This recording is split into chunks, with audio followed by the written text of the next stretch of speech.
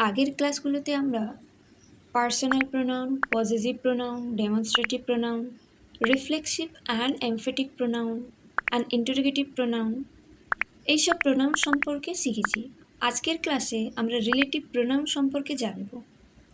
তাহলে relative pronoun কাকে বলে? রিলেটিভ প্রোনাউন এমন প্রোনাউন যেটা দুটি বাক্য বা ক্লজকে যুক্ত করে এবং আগের নাউন সম্পর্কে অতিরিক্ত তথ্য দেয়। যেমন হু, হোয়াট, হুইচ, দ্যাট, এটসেট্রা। হু ব্যক্তি বোঝাতে, হুইচ বস্তু বা প্রাণী বোঝাতে ব্যবহৃত হয়, দ্যাট ব্যক্তি ও বস্তু উভয়ের পরিবর্তেই ব্যবহৃত হয়, হুম ব্যক্তি বোঝাতে, আর হুজ মালিকানা বোঝাতে ব্যবহৃত হয়। রিলেটিভ প্রোনাউনের মূল বৈশিষ্ট্য হলো এরা দুটি বাক্য বা ক্লজকে সংযুক্ত করে এবং পূর্ববর্তী পদের সাথে সম্পর্কের মাধ্যমে আরও তথ্য প্রদান করে থাকে। কয়েকটা উদাহরণের মাধ্যমে আমরা বোঝার চেষ্টা করব। প্রথমত, প্রথম বাক্যটা দেখো, I know what he will say. সে কি বলবে তা আমি জানি। এখানে আই কি? আইও কিন্তু একটা পার্সোনাল প্রোনাউন। নো কি? একটা ভার্ব। এই হোয়াট হচ্ছে কি? এখানে রিলেটিভ প্রোনাউন। রিলেটিভ প্রোনাউন কেন বলা হচ্ছে? আই নো এই একটা ক্লজ আর হি উইল সে এই একটা ক্লজ, দুটো ক্লজকে যুক্ত করেছে হোয়াট, তাই জন্যে হোয়াট এখানে রিলেটিভ প্রোনাউন। তাহলে এই বাক্যে দুটোই কিন্তু প্রোনাউন পাওয়া গেল। আই হচ্ছে পার্সোনাল প্রোনাউন আর হোয়াট হচ্ছে রিলেটিভ প্রোনাউন। আর এখানে হি হচ্ছে, হিও কিন্তু পার্সোনাল প্রোনাউন। তাহলে আই, হি, হোয়াট এগুলো সবই কিন্তু প্রোনাউনেরই ক্লাসিফিকেশান। আর এখানে নো, উইল আর সে এগুলো কিন্তু ভার্ব। সেকেন্ড বাক্যে listen to what I say, যা বলি শোনো। লিসেন এখানে কি ভার্ব, আর আই সে এটা একটা ক্লজ, আর এই হোয়াট হচ্ছে কি এখানে রিলেটিভ প্রোনাউন।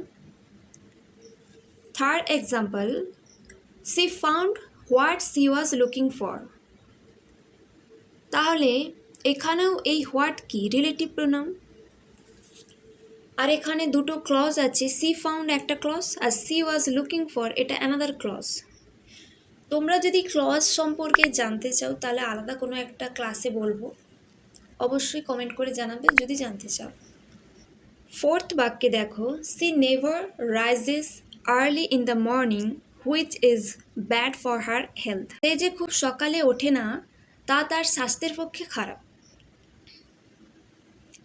এখানে এই ফোর্থ বাক্যে এই হুইচ রিলেটিভ প্রোনাউন, কারণ দুটো বাক্য বা ক্লজকে যুক্ত করে এবং নাউন সম্পর্কে অতিরিক্ত তথ্য দেয়, সেটা মানে আমরা কি জানি? রিলেটিভ প্রোনাউন জানি না।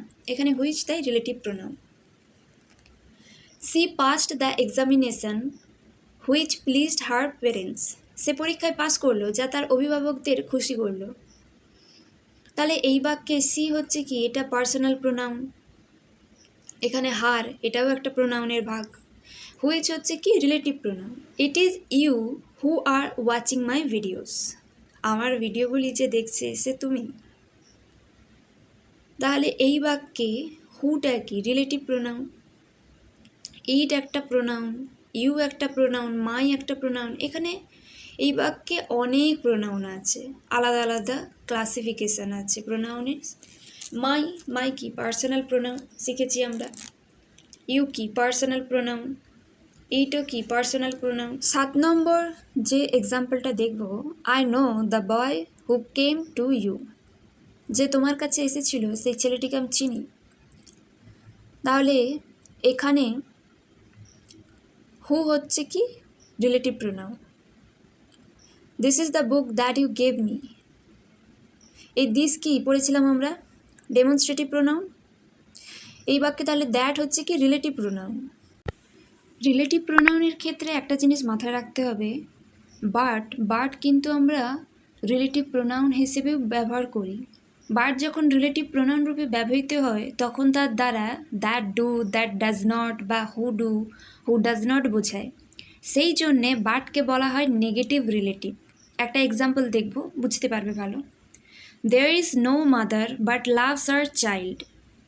এই বাক্যে বাট হচ্ছে কি মিনিং ক্যারি করছে, যে হু ডাজ নট, মানে এমন কোনো মা নেই যিনি সন্তানকে ভালোবাসেন না।